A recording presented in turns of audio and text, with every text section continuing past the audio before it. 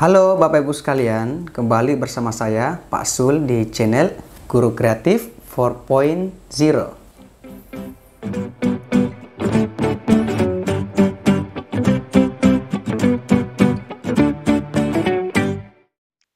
Baik Bapak Ibu sekalian, bismillahirrahmanirrahim. Jadi Bapak Ibu, kami kembali akan membahas soal-soal P3K tahun 2024. Tentunya ini adalah soal-soal terbaru dari kami Bapak Ibu. Dan nanti juga akan kami jelaskan bagaimana cara menemukan kata kunci dalam soal. Dan video kali ini merupakan video part 3, part 1 dan part 2 dapat teman-teman nonton di video sebelum ini. Dan tentunya Bapak Ibu, ini berdasarkan FR P3K tahun 2023. Dan semoga dengan adanya video kali ini dapat membantu teman-teman untuk lolos ASN P3K tahun ini. Amin ya rabbal alamin. Oke, baik Bapak Ibu, di video part 2 kemarin ada soal bonus yang kami berikan. Soalnya seperti ini.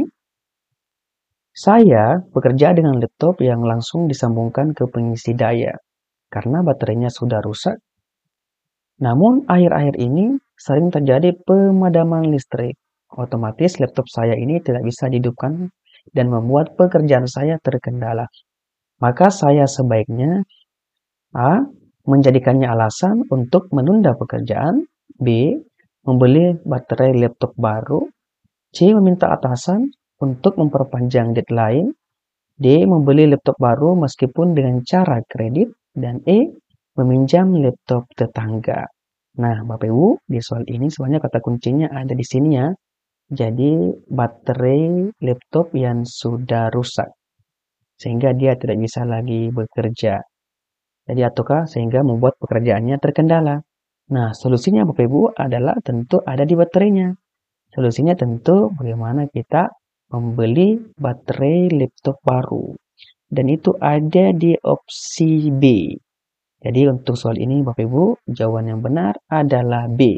Membeli baterai laptop baru. Jadi itu merupakan solusi atas situasi atau masalah yang terjadi di soal ini.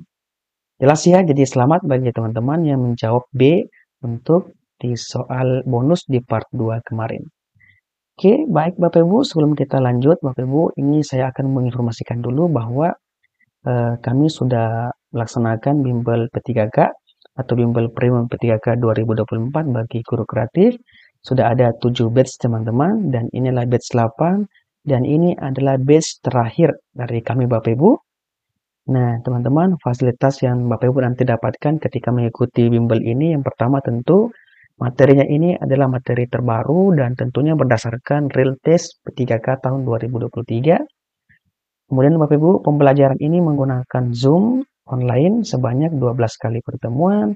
Materinya lengkap Bapak Ibu, ada teknis, ada SJT, ada pedagogik, ada manajerial, sosiokultural, wawancara. Dan ingat, setiap satu kali pertemuan tersedia latihan soal dalam bentuk kuisis. Kemudian Bapak Ibu ada tryout P3K atau ada simulasi P3K berbasis CAT. Dan yang terakhir, grup belajar ini melalui WhatsApp. Nah, jika teman-teman berminat, teman-teman bisa menghubungi kami melalui WA di nomor ini Bapak Ibu. Atau bisa DM di Instagram Sulnana. Dan semua link ini kami akan sertakan di kolom deskripsi atau di kolom di bawah ini untuk memudahkan teman-teman mengaksesnya atau menghubungi kami. Jadi teman-teman, ini beberapa testimoni teman-teman yang pernah belajar bersama kami atau dari alumni guru kreatif. Dan alhamdulillah Bapak Ibu sudah ratusan ribu teman-teman yang belajar bersama kami ini lolos ASN P3K dari tahun ke tahun. Nanti teman-teman seperti ini nanti model simulasi P3K-nya dari kami. Jadi ini seperti teman-teman ikut tes betulan, ada soal, ada waktu di sini, kemudian ada nomor soal. Jadi seperti ini, dan nanti di akhir Bapak Ibu ada hasil tesnya. Tentu nanti ini seperti ini, Eni Rubia, skor akhirnya adalah 13 karena dia cuma menjawab 3 nomor. Jadi teman-teman, saya tunggu ya teman-teman bergabung bersama kami di bimbel premium guru kreatif bersama kami, Pak Sul, dan rekan-rekan pengajar yang lainnya. Oke, Bapak Ibu, di soal ini pun, di video kali ini ada beberapa soal yang kami tampilkan Bapak Ibu. Tentunya ini adalah soal FR P3K tahun kemarin. Nah, jika teman-teman ingin soal lebih, teman-teman bisa gabung bersama kami di kelas premium atau bimbel premium guru kreatif. Soal nomor 1, Bapak Ibu, soalnya seperti ini.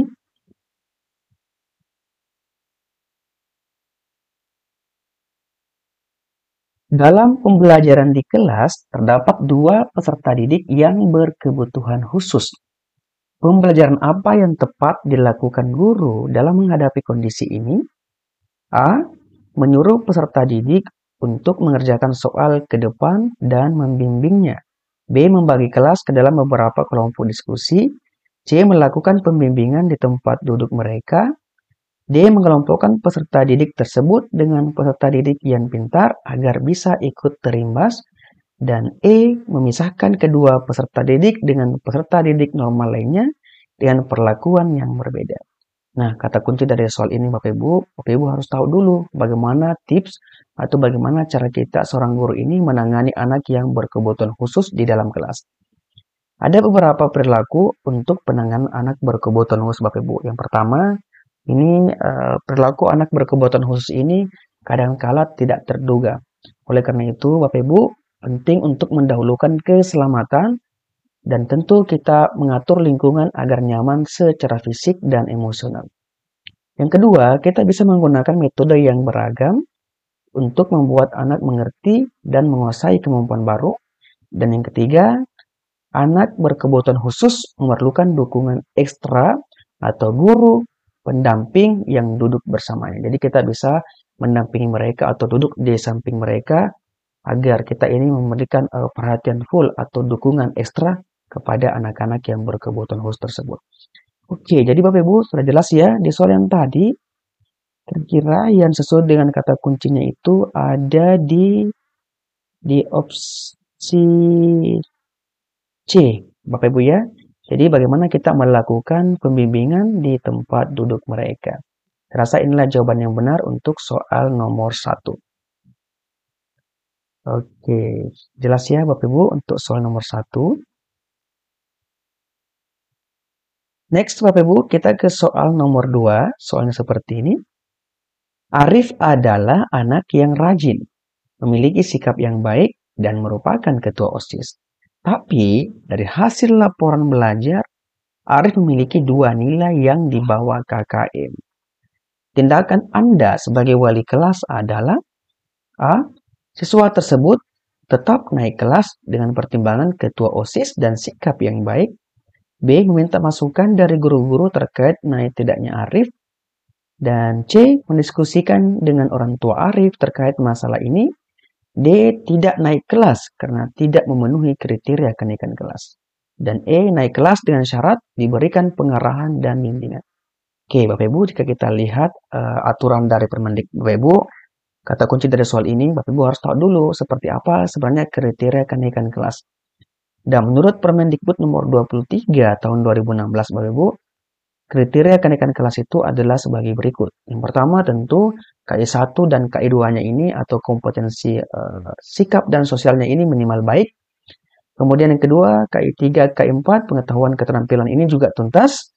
Dan ingat, nilai di bawah KKM atau nilai yang tidak tuntas ini tidak lebih dari 3 mata pelajaran. Itu intinya. Nah, di kasus yang tadi, Bapak Ibu, di soal ini, kata kuncinya cuma ini. Jadi Arif ini memiliki 2 nilai yang di bawah KKM. Berarti Arif tidak termasuk dari kriteria kenaikan kelas yang ada di Permendikbud tersebut. Berarti Bapak Ibu, Arif ini boleh naik kelas dengan syarat diberikan pengarahan dan bimbingan. Yang benar adalah bagian E untuk soal nomor 2. Oke. Next, Bapak Ibu, kita ke soal nomor 3. Dalam pembelajaran di kelas, seorang guru memberikan salam dan meminta ketua kelas untuk melakukan doa bersama sebagai kegiatan pendahuluan sebelum memulai pembelajaran. Tujuan guru melakukan hal tersebut adalah A. Memberikan dorongan motivasi dan semangat dalam kegiatan pembelajaran. B. Memberikan informasi bahwa pembelajaran akan dimulai. C. Memahami kondisi peserta didik. D. Merangsang dan membangun motivasi belajar peserta didik. Dan E. Menciptakan kondisi belajar yang kondusif. Nah, Bapak Ibu, kata kunci dari soal ini ada di sini Bapak Ibu. Jadi kita harus tahu dulu apa-apa yang kita lakukan pada kegiatan pendahuluan dalam pembelajaran. Dalam kegiatan pendahuluan terdapat beberapa tahap. Yang pertama adalah tentu pengondisian. Kita menciptakan kondisi belajar yang kondusif dengan memberi salam, berdoa, memusatkan perhatian, dan mengecek kehadiran peserta didik. Yang kedua adalah ada apersepsi dan motivasi. Jadi mengaitkan materi pelajaran dengan yang sudah dipelajari sebelumnya sesuai dengan mata pelajaran pada hari ini. Dan tentunya memberikan dorongan atau motivasi untuk siswa agar senantiasa giat belajar. Yang ketiga adalah penjelasan rumusan masalah dan tujuan. Kita rumuskan masalah terkait materi yang akan dipelajari dan menginformasikan tujuan pembelajaran yang ingin dicapai. Dan yang terakhir adalah penjelasan materi, model, dan teknik penilaian. Kita informasikan kepada siswa cakupan materi, kemudian kita jelaskan model pembelajaran yang akan dilakukan, dan yang terakhir kita jelaskan jenis, teknis, kemudian serta prosedur penilaian yang akan kita lakukan. Nah, jadi ada 4 kegiatan pendahuluan dalam pembelajaran. Nah, Bapak Ibu, di soal yang tadi itu kata kuncinya ada di sini.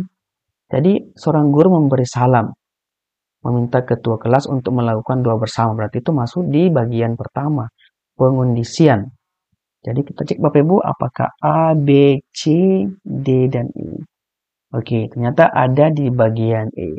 Jadi seorang guru ini telah menciptakan kondisi belajar yang kondusif dengan memberi salam, berdoa, mengecek kehadiran siswa, dan sebagainya. Jadi untuk soal ini yang benar adalah bagian E. Jelas ya Bapak Ibu? Next kita ke soal nomor 4. Soalnya seperti ini. Dari 34 siswa, ternyata sebanyak 24 siswa yang tidak tuntas atau tidak mencapai KKM pada saat ulangan dengan KD menentukan hasil operasi bilangan bulat. Apa yang sebaiknya dilakukan? A. Mengadakan pengayaan kepada 10 siswa. B. Mengadakan remedial untuk 24 siswa di bawah KKM. C. Melakukan pembelajaran ulang dengan media dan metode pembelajaran yang berbeda. D. Melakukan pengayaan untuk seluruh siswa. Dan E. Memberikan tugas mandiri kepada 24 siswa yang tidak tuntas. Oke, baik Bapak Ibu. Bapak Ibu harus tahu dulu tentang kegiatan remedial. Kegiatan remedial ini dilakukan guru dengan kriteria sebagai berikut. Yang pertama, jika total seluruh peserta didik yang tidak tuntas dibanding dengan total keseluruhan peserta didik kurang dari 20%, maka dilakukan bimbingan individu terhadap siswa yang tidak tuntas tersebut. Oke, jadi jika kurang dari 20% Bapak Ibu, maka kita lakukan bimbingan. Yang kedua, jika total seluruh peserta didik yang tidak tuntas dibanding dengan total keseluruhan peserta didik 20% sampai 50%, maka dilakukan bimbingan kelompok atau teman sebaya terhadap peserta didik yang tidak tuntas KKM tersebut. Yang ketiga, jika total seluruh peserta didik yang tidak tuntas dibanding dengan total keseluruhan peserta didik lebih dari 50%, maka dilakukan pembelajaran ulang dengan metode dan media pembelajaran yang berbeda. Oke, Bapak Ibu, di soal yang tadi ini dikatakan bahwa dari 34 siswa, sebanyak 24 siswa yang tidak tuntas, artinya lebih dari 50% yang tidak tuntas. Maka yang harus kita lakukan adalah ada di bagian C, melakukan pembelajaran ulang dengan media dan metode pembelajaran yang berbeda. Karena kenapa? Karena lebih dari 50% siswa yang tidak tuntas. Atau dari 34 siswa, 24 siswa yang tidak tuntas. Oke, rasa jelas ya Bapak Ibu untuk soal nomor 4. Next kita ke soal nomor 5. Soalnya seperti ini Bapak Ibu. Langkah apa yang paling tepat dilakukan oleh seorang guru jika seorang peserta didik tidak memberikan jawaban atas pertanyaan yang diajukan? A. Menunjuk peserta didik lain untuk menjawab pertanyaan tersebut. B. Memberikan kritik agar peserta didik berusaha menjawab pertanyaan walaupun salah. C. Menyederhanakan isi pertanyaan agar mudah dipahami oleh peserta didik. D. Menjawab sendiri pertanyaan tersebut. Dan E. Mengganti pertanyaan lain dengan yang lebih mudah.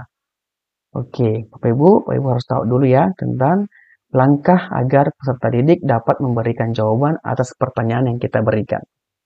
Yang pertama, Bapak Ibu, tentu kita sederhanakan pertanyaannya. Yang kedua adalah kita memancing dengan memberikan hal-hal terkait dengan pertanyaan. Yang ketiga adalah kita memberikan contoh yang menyerupai.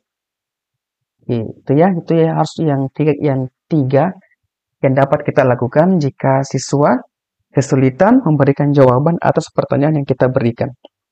Kita lihat di soal yang tadi, Bapak Ibu, yang memuat 3 perilaku itu ada di opsi C. Ini ada kata menyederhanakan isi pertanyaan agar mudah dipahami oleh peserta didik. Oke, Bapak Ibu, saya rasa jelas untuk soal nomor 5, Bapak Ibu. Dan untuk video kali ini, Bapak Ibu, hanya 5 nomor yang saya tampilkan ya soalnya. Jika Bapak Ibu ingin soal lebih, Bapak Ibu bisa bergabung bersama kami di Bimbel Premium. Namun Bapak Ibu, ada soal bonus yang kami berikan di soal ini. Bapak Ibu bisa tuliskan di kolom komentar jawabannya beserta alasannya memilih opsi jawaban tersebut. Berikut ini langkah-langkah penanganan siswa berkebutuhan khusus yang dapat dilakukan guru dalam proses pembelajaran, kecuali A. Mengatur lingkungan atau suasana kelas agar nyaman secara fisik dan emosional. B. Menggunakan metode yang beragam untuk membuat peserta didik mengerti dan menguasai kemampuan baru. C. Melakukan pembimbingan di tempat duduk mereka. D. Memberikan dukungan ekstra atau motivasi yang membangun dalam proses pembelajaran. Dan E. Memisahkan kedua siswa dengan siswa normal lainnya dengan perlakuan yang berbeda. Oke, Bapak Ibu, ini tadi sudah saya jelaskan ya. Silakan dituliskan jawaban yang benar beserta alasannya memilih opsi jawaban tersebut. Oke, Bapak Ibu, saya mengingatkan kembali bahwa ini ya, kami masih membuka Bimbel Premium P3K tahun 2024 dan ini merupakan batch terakhir. Pendaftarannya itu 1 Juni sampai 21 Juni tahun 2024. Teman-teman jika berminat bisa melalui WA atau DM di Instagram Sulnana. Dan semua link ini kami akan sertakan di kolom deskripsi. Baik, Bapak Ibu, cukup sekian untuk video kali ini. Semoga bermanfaat, semoga berkah. Dan Bapak Ibu, semoga senantiasa sehat walafiat dimanapun Bapak Ibu berada saat ini. Terima kasih. Wabillahi taufiq hidayah. Wassalamualaikum warahmatullahi wabarakatuh. Dan salam guru kreatif.